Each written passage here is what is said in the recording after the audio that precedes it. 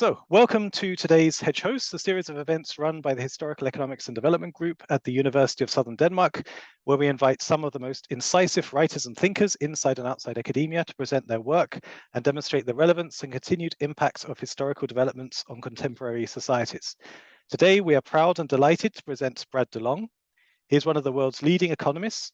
He is Professor of Economics at UC Berkeley, Research Associate at the NBER, Fellow of the Institute for New Economic Thinking and blogger at the Washington Center for Equitable Growth.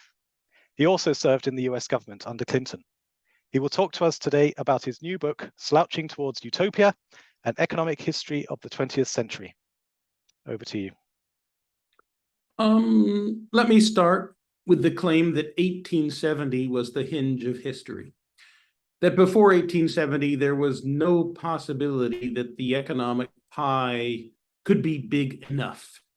Slow technological progress, the necessity under high patriarchy of trying hard to have more sons in the hopes that at least one would survive, because especially if you were a female, your only source of durable social power was being the mother of surviving sons, and natural resource scarcity. Those three put mankind under a Malthusian harrow in dire poverty.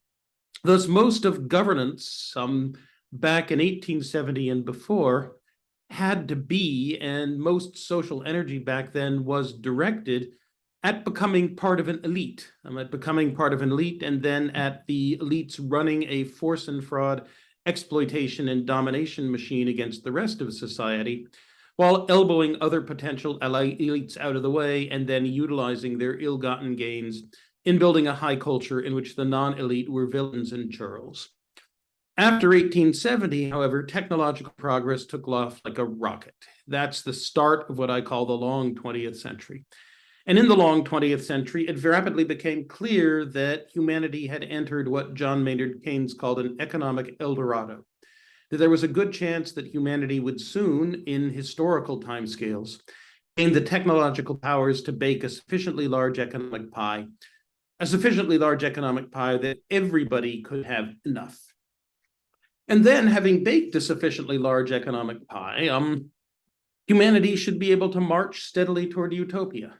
After all humanity would then have to do is to solve the second-order problems of slicing the pie and then tasting the pie, of distributing the enormous wealth of humanity equitably enough, and of utilizing our soon-to-be immense collective wealth to enable people to flourish, to live lives that were safe, secure, healthy, and happy. In short, before 1870, the road to anything one might claim is even a semi-utopia, that road was closed to humanity. After 1870, that road was open. We can see this if we make the heroic leaps of A, trusting our estimates of human productivity levels and living standards in the past, and B, identifying the level of technology. That is the value of the stock of useful ideas about manipulating nature and organizing humans that have been discovered, developed, deployed, and then diffused throughout the world economy. If we identify the level of technology as proportional to average real income in the world times the square root of population. If we do that, we see that back before 1500, it was a very good century indeed, in which technology improved by more than 0.05% per year. That's 5% a century.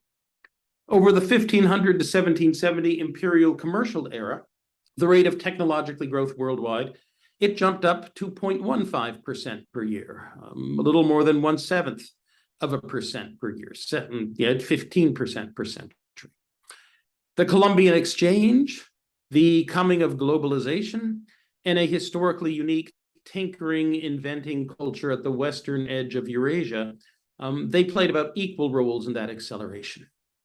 Over the 1770 to 1870 Industrial Revolution century, the value of the stock of deployed and diffused technology grew by almost 0.5% per year, with the benefits of concentrating the entire manufacturing of the globe in the region where manufacturing is most productive, with a unique engineering inventive culture in the 300-mile radius circle around Dover, England, and with the very lucky fact the last glaciers had served as backhoes and bulldozers, had scraped up all the post-Permian rock, and had given us access in Northwest Europe to mines better than gold mines, mines of unbelievably cheap and accessible coal.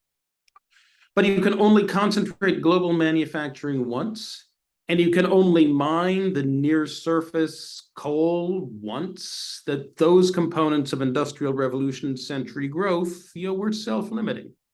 And even at the boosted 1770 to 1870 pace, growth did not get humanity out from under the Malthusian harrow. It was in the 1870s that John Stuart Mill published the last edition of his Principles of Political Economy, and in it he was still claiming that, quote, "Hitherto it is questionable if all the mechanical inventions yet made have lightened the day's toll of any human being. They have enabled a greater population to live the same life of drudgery and imprisonment, and an increased number of manufacturers and others to make fortunes," unquote. After 1870, however, the economy seriously went into gear. A 2.1% per year technological growth rate, more than 4.5-fold increase, a 33-year doubling time for the technological competence and prowess of the humanity. Previously unimaginable economic growth revolutionized human life over and over, generation by generation. And not just one episode of Schumpeterian creative destruction, but in repeated and never-ceasing episodes. The problem of baking a sufficiently large economic pie so that everyone could potentially have enough, the solution to that problem became visible. Accomplishing that seems straightforward. Let science rip to discover. Let engineering too rip to develop the fruits of science in the form of technology. And then let the market economy rip to deploy and diffuse the technologies for human benefit. And the market economy could do this. As Friedrich von Hayek noted most preeminently, if market prices are properly aligned with social values, the market economy is a magnificent crowdsourcing machine for humanity to use in solving the problems that it can set itself, and the market can beset this problem of applying technology to produce wealth. As of now, as of today, we have long since achieved what previous centuries would have seen as a solution to the problem of baking a sufficiently large economic pie to serve as the basis for a proper utopia. But somehow our utopia is not here. After 1870, the problem of baking a sufficiently large pie was on track to being solved. And then, well, the problems of slicing and tasting the pie, those were seen by our predecessors as second-order problems, or as barely problems at all. With potentially enough, there is no reason to maintain the expensive, brutal, and draining force and fraud exploitation and domination machine, the machine that elites before 1870 had used to slice the pie to their benefit. And the problem of tasting the economic pie, of utilizing our technological powers to live life wisely and well, to empower human flourishing, to produce safety, security, health, and happiness, that should not be beyond the powers of a humanity that can invent alternating current electricity power and the microprocessor, should it? So what went wrong? What happened? This, I think, my book has truly nailed. Letting the market economy rip to solve the problem of making enough had consequences. The repeated sequential Schumpeterian creative destruction economic revolutions meant that all that was solid melted into air, that all established patterns and orders were steamed away. Again and again, men and women had to try to build new institutions to manage the problems and opportunities of production, distribution, and utilization that the onrushing technological cornucopia brought with it. But as Friedrich Engels wrote, and this is Engels much more than Marx, all of the rest of society must grow out of and be compatible with the technological base that is the shape of the forces of production. Revolutionizing technology every generation meant that the societal software running on the top of the forces of production hardware, that software, sociology, economic, political, cultural, even software needed to be rewritten on the fly as well. What had worked a generation ago, as far as socioeconomic political order was concerned, would not work now. What was cobbled together to fit the situation now, no matter how well cobbled, it would be buggy and crash in less than a generation. That was what post-1870 meant. And that was a very new dynamic pattern for human history. But there was more. The market economy had to be unleashed to apply technology to wealth creation. But while the market economy produces wealth, it does not produce anything that society would regard as just.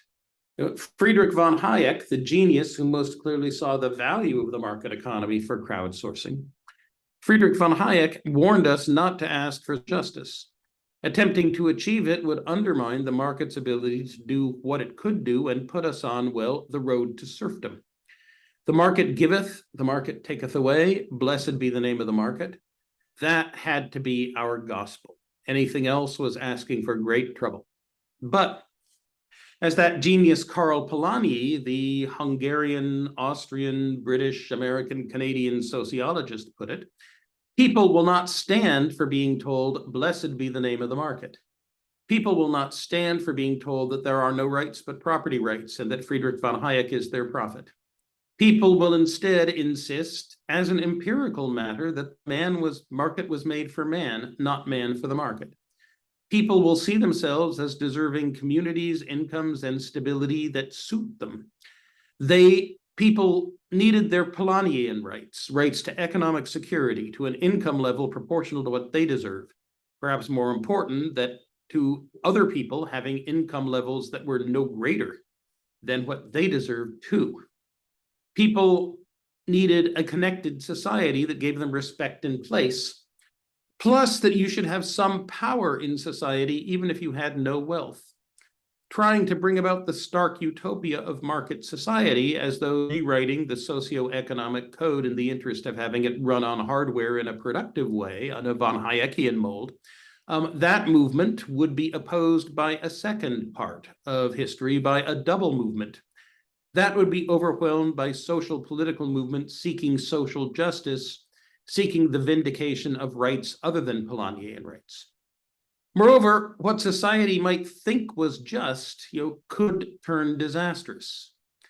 With the coming of the Great Depression in Germany, there was a very strong belief that the socioeconomic political code needed to be rewritten, and Adolf Hitler got substantial buy-in to his version, which involved the extermination of the Jews and the attempted demographic replacement of the entire Slavic populations of Eastern Europe by ethnic Germans.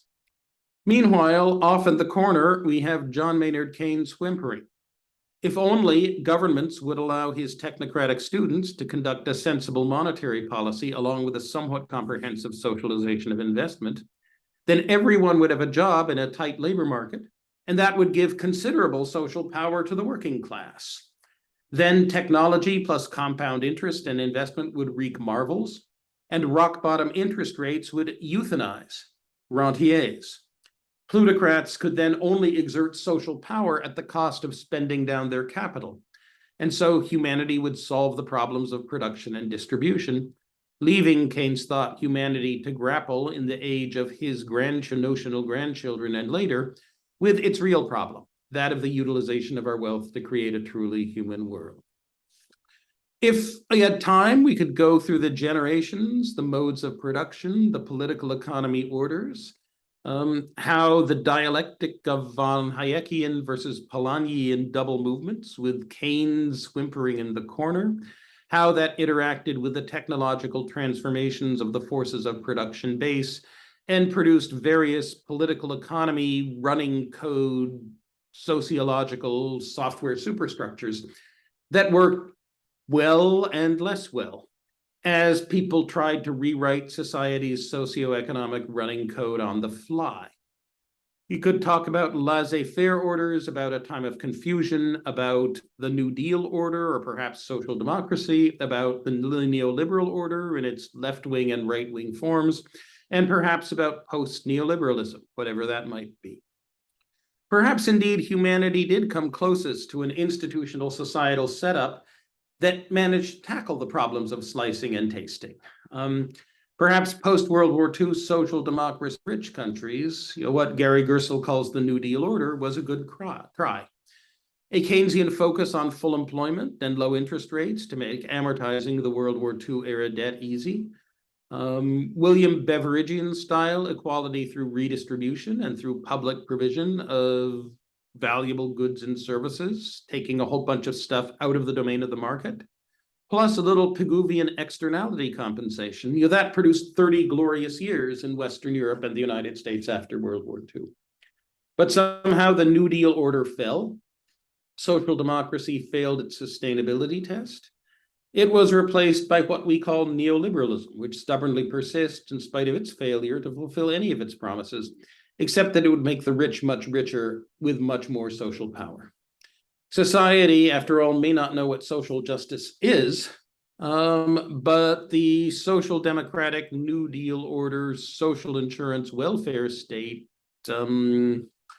that does not fit. Society knows that social justice manifestly does not consist of giving benefits to and making life easy for those it assesses as undeserving.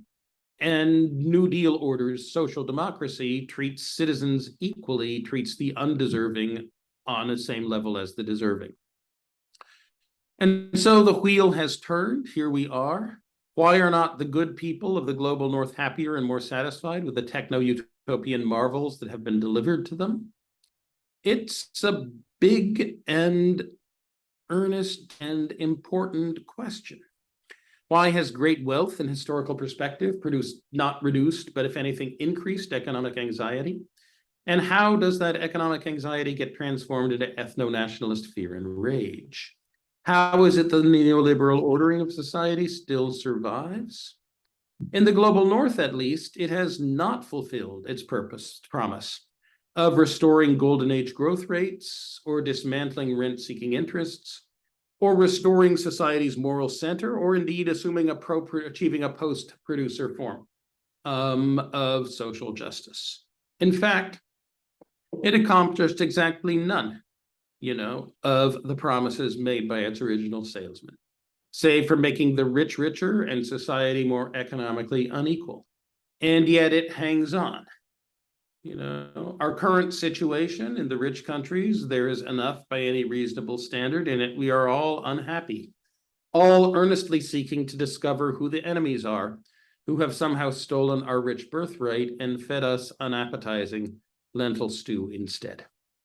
What do we do next? This, my book, punts. That is for a younger generation than my failed one to decide. Global warming, ethno-national terrorism on all scales, from the individual AR-15 to the combined arms army, killer robot drones, nuclear proliferation, revived fascism, techno-kleptocracy. Add to that an apparent maintenance of the disruptive part of creative destruction, accompanied by a reduction in what appears to be the long-run growth rate of real income, plus the fact the center of a global system not holding. I do quail.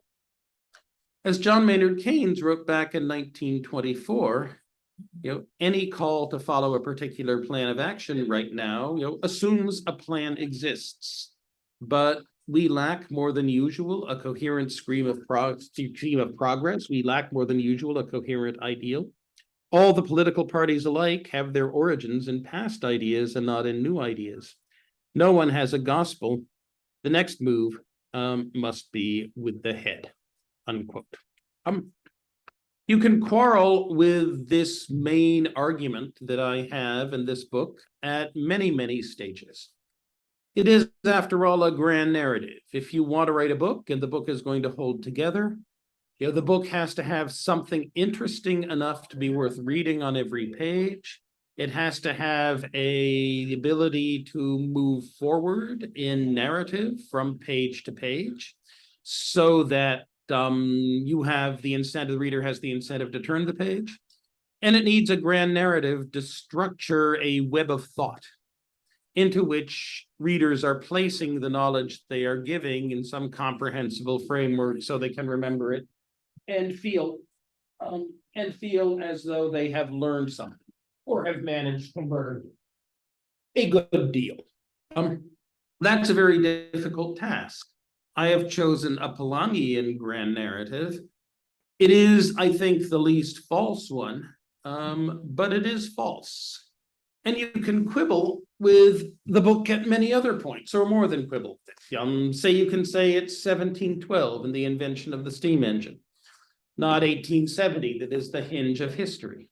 Maybe you are right.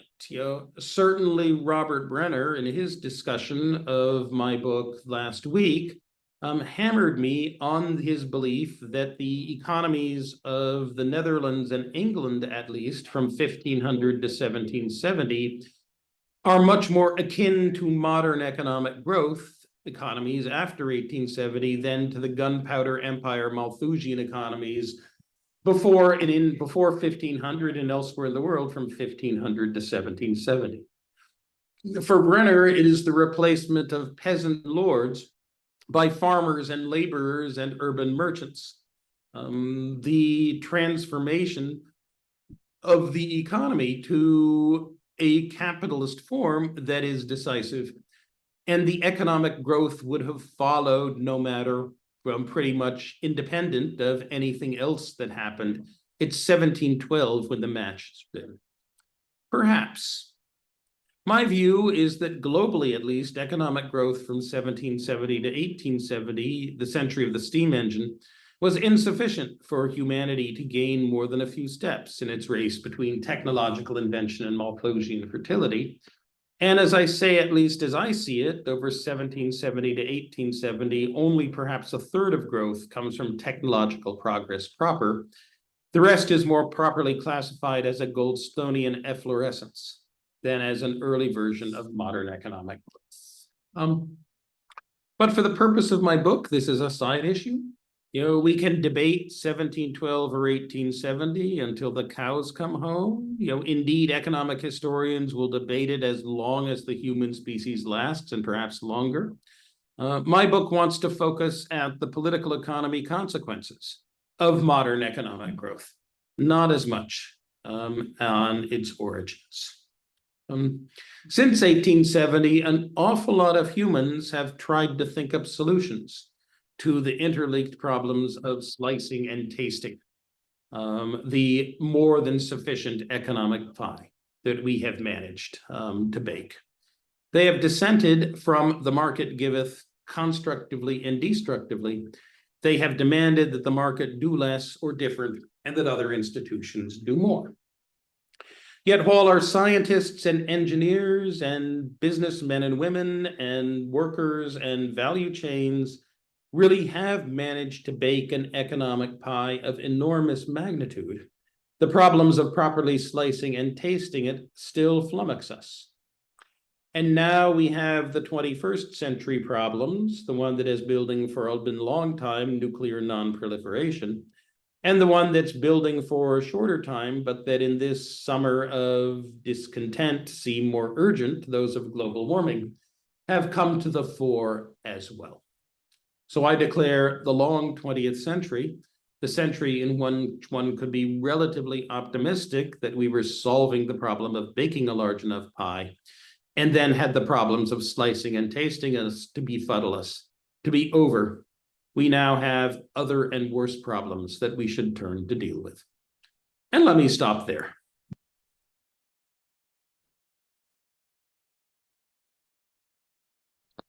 Well, thank you so much for that very interesting and inspiring talk.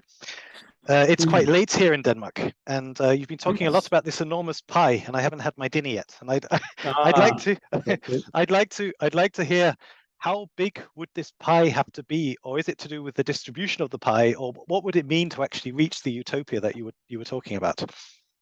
Well, there is the view, Richard Easterlin's view, is that we are definitely on a hedonic treadmill. That on the one hand, we invent new luxuries, that luxuries turn into conveniences, that conveniences turn into necessities. And what were necessities, we no longer think about, at all. And yet we remain dissatisfied. Indeed, Easterlin at one point wrote that the triumph of economic growth is not the triumph of human ingenuity over material needs. It was the triumph of material wants, perceived material wants, over human ingenuity, or at least over human rationality. That's not quite true. Watching half of your babies die as was such in the pre-1870 world, was an absolutely horrible thing. You will not convince me of that otherwise. And that's something that we are spared. Having no certainty where your 2,000 calories a day are going to come from in 2 weeks, and indeed going to bed hungry, or indeed spending much of your time thinking about how hungry you are, that also is something we, by and large, avoid, and that is a huge and miserable cognitive load to impart on anyone. We talk to Rick Steckel and we look at the others who have measured human skeletons, and we think that we live in a world in which the typical adult male is something like 5'9". But back before 1870, the typical human, not the upper class, but the typical human male was 5'4" or below at their adult, which speaks to a degree of biological, of nutritional, and perhaps disease load stress, of a remarkable amount. If any of us were to give any of our children a diet that would make the boys 5'4" at their adult height, it is highly likely that the social services of our nation would come and take a very close look at us and probably take our children away and find a better home for them.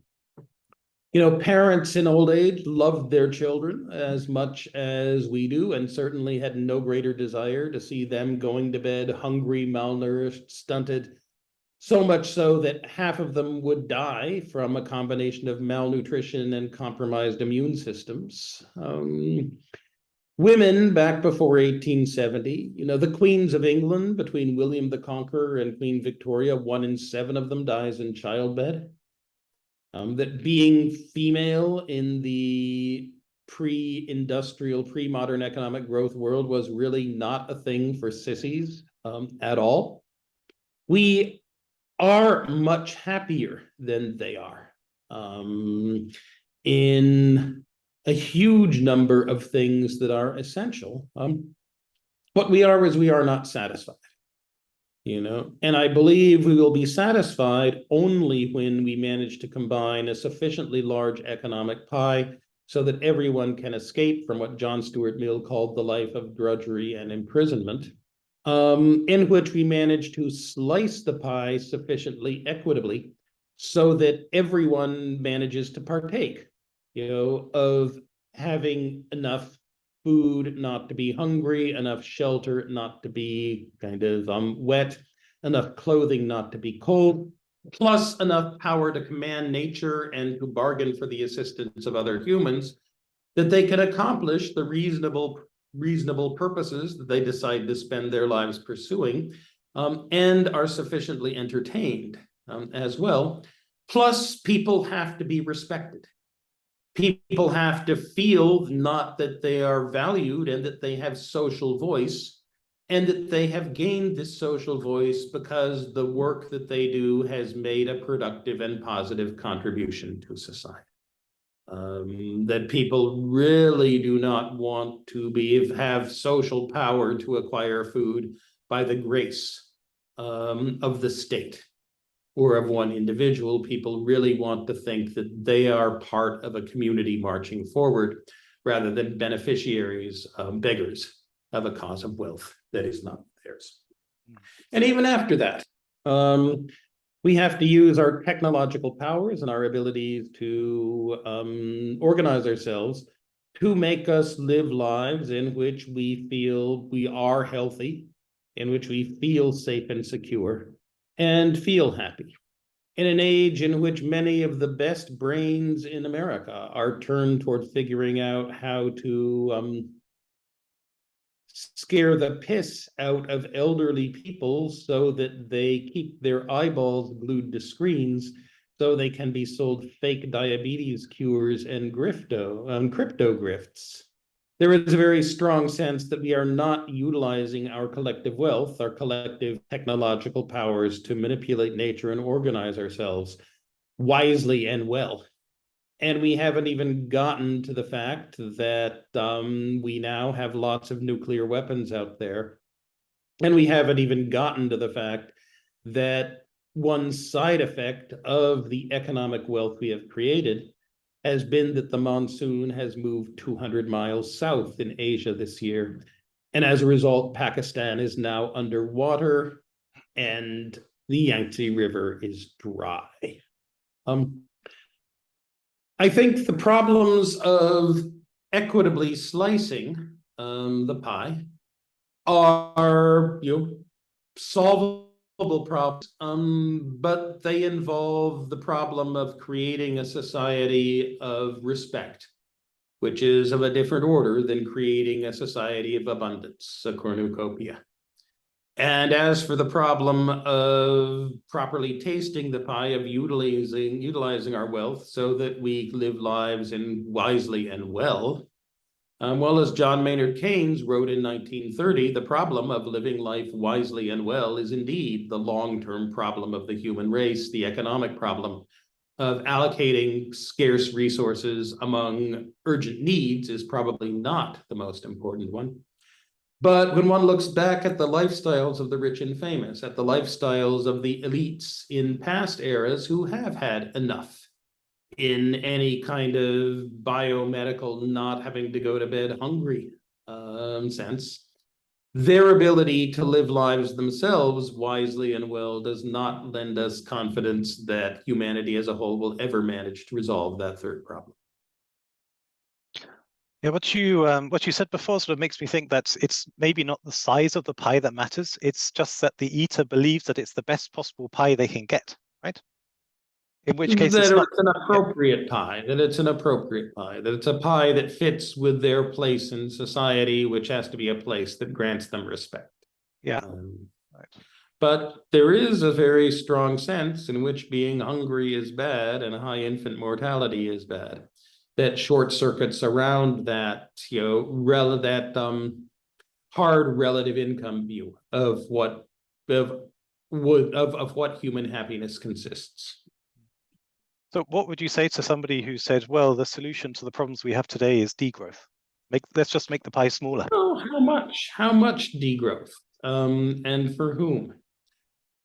Certainly degrowth accompanied by the current global income distribution would be an absolutely horrible thing, right? We have 500 million now who, except for their access to the village cell phone and to modern methods of public health, access to communications technologies is a powerful thing, and access to modern public health is an extraordinarily powerful and wonderful thing.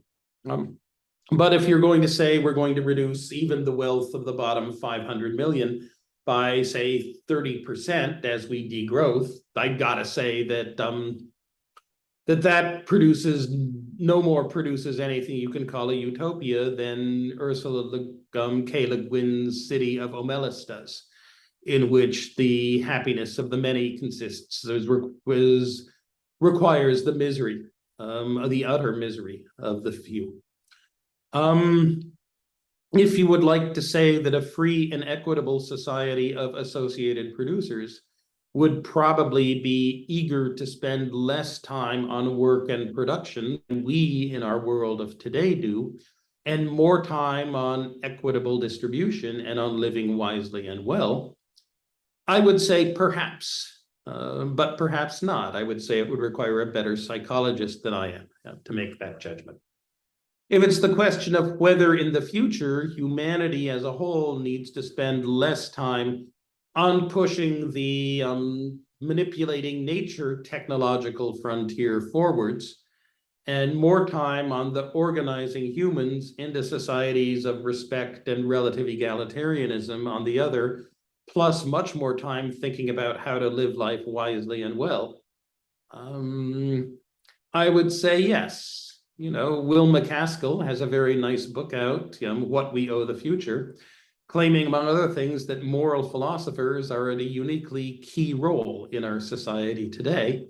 And I would not completely disagree, given that if you say the problem of solving production is by and large the problem of scientists and engineers, the problem of distribution is largely the problem of sociologists and economists. And then the problem of living wisely and well, this is indeed what we ask philosophers for. Joe, I think you wanted to jump in. Yeah, I would love to jump in. Thank you for a sort of fascinating run through of a lot of history in a short period of time. I wanted to delve a little bit into the sort of post-war periodization, right? Where we have this glorious 30 years, roughly 45 to 79. It depends on where you are in the world, right? This sort of social democratic period. And then we move into this neoliberal, or call it what you will, sort of untamed market period. We have to call it something. We have to call it something. We have to call it something. So let's settle with neoliberalism. And something that I felt from what you were saying is a sense that we're living in a sort of period now, like the end of history, so to speak, a kind of zombie neoliberalism that continues but hasn't even succeeded in terms of its own aims. And I'm curious, I have two questions, but they do relate to one another.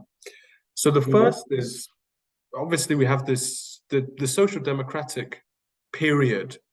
Its political basis is in mass movements. It's in unionized workforces. It's in large political parties. It's in a sort of post-war fear after the war that things might get a little bit spicy unless the sort of labor share increases, right? Whereas neoliberalism is a very top-down phenomenon, so to speak. So, well, maybe you can question that as well. Or at least not so that, But the fundamental question is, why do you think we're in this period where this phenomenon is able to persist when it's not living up to its own aims, and per your talk is leaving many people somewhat disillusioned right now? Yeah, I mean, my friend Ying Qian says that the last part of the book is indeed unsatisfactory, largely because I am at my core an unreconstructed social democrat who really cannot believe that the New Deal order, as Gary Gersel calls it in his books about the rise and fall of the New Deal order and the rise and fall of the neoliberal order. And I think that Ying has a point. I don't know if he has a complete point or not. It's certainly the case that in the 1970s, there was a very effective critique of the New Deal order as something that produced over-bureaucratization and over-regimentation, as something that decentered what ought to be the moral core of humanity by awarding too many benefits to people without requiring that those benefits and those good things be properly incentivized to encourage productive and other regarding behavior. That especially the inflation of the 1970s demonstrated that New Deal order governments had handed out too many tickets, to goods and services, more than the economy could produce, and did not have the ability to curb rent-seeking interest groups within it, and so adjust means to ends properly. That I talked about Eric Hobsbawm back at the start, and Eric Hobsbawm made political as a Jewish student living in Germany in the 1930s. As a teenager, he made political commitments to the Communist Party and the Communist movement, as the only refuge that promised to even try to protect him, mobs of torchlight marching Nazis outside calling for the immediate death of himself and all his family. And, up to the end of his life, if you caught Eric at a bad moment and maybe gave him one too many drinks, he would talk about how the Soviet collectivization of agriculture was worth trying, because even though it was a horrible disaster and did not lead on to was not the right road to utopia, that it might have been. Even Eric Hobsbawm, in his book, The Forward March of Labor Halted, he begins denouncing unions that base their social power not on their productive role in the social division of labor, but on their ability through strikes to inflict maximum inconvenience upon the general public. And in The Age of Extremes, he writes about how even the British left ultimately came to agree that, the good ship in social democracy needed a thorough Thatcherite scrubbing. in order to make it move through the water swiftly again. And, you know, I mean, it's you know, when even Eric Hobsbawm is a neoliberal Thatcherite, yeah, something has gone wrong with the ability of social democracy to pass its sustainability test. You know, and I think much of what goes wrong is the fear that it is over bureaucratization and the belief that the distribution of each according to its need to people as citizens does not satisfy a deep Polanyian logic of which people want respect and what people deserve to be proper sources of social power in a functioning society. That social justice rebels against it. But, you know, social justice rebels against lots of things, and there are lots of societies in which, you know, social justice is manifestly totally unjust. The United States South from 1870 to 1960 immediately comes to mind, in which, you know, the need of the white majority to keep the Black population down and poor led to a situation in which it was obvious that the US South was only half as productive as the American norm. And yet any attempt at political economy reform to actually boost economic growth in the American South in the age of Jim Crow wound up producing a very strong political counter to the effect of you want to coddle the Blacks, and hence was a political non-starter. Lyndon Johnson in 1964 quoted his own mentor, Sam Rayburn, quoting a politician of an earlier generation, about how he wished he could give a properly democratic speech in the South about the necessity for common prosperity and mutual aid and an equal distribution of income and industrial development, but could never give that speech because what he had to say in order to get reelected was that we are going to keep the Black people down and keep Jim Crow running. That's the fall of the New Deal order. Why the neoliberal order persists, since it did not restore productivity growth to golden age standards, since it did not restore the moral center of society in any sense, since it did not manage to curb rent-seeking groups, since it managed to do very little other than produce a much more unequal distribution of income and wealth, is, I think, a deep puzzle that I do not understand terribly well at all. And I think my book is the worst because I do not understand it. Why it persists as one, you know, that its failures are manifestly orders of magnitude larger than the failures to deliver on its promises of the New Deal order in the 1970s, and yet it still hangs on. Indeed, the things that succeed it, that promise to succeed it, you look at Modi in India, or Bolsonaro in Brazil, or Orban in Hungary, or Vladimir Putin in Russia, or Donald Trump in the United States, or even Boris Johnson in the United Kingdom. Someone who became prime minister by accident because he had never taken anyone to actually act on his declarations that politicians should be for the countryside of England and against, the greater London finance machine in Europe. I mean, he just wanted to gain some votes in rural England. He did not actually want to shape policy, and he didn't want to make Britain 20% poorer by breaking all the economic links with the rest of the EU, which, once done, each EU country would desperately seek to grab for its share of the new economic opportunities opened up by Britain. And so the chances that Britain would leave the EU and yet still be able to maintain all the economic links was actually zero. And yet he tried to deal with it. He failed. But he he thought it was just a little ethno-nationalist music to kind of gain some votes, so maybe he could become prime minister and provide over a prosperous Britain someday. All of these things suggest a future that may be an ethno-nationalist fueled future that may be in many ways even worse than neoliberalism, which was at least, cosmopolite. And at least in its aspirations was supposed to be win-win. Excellent.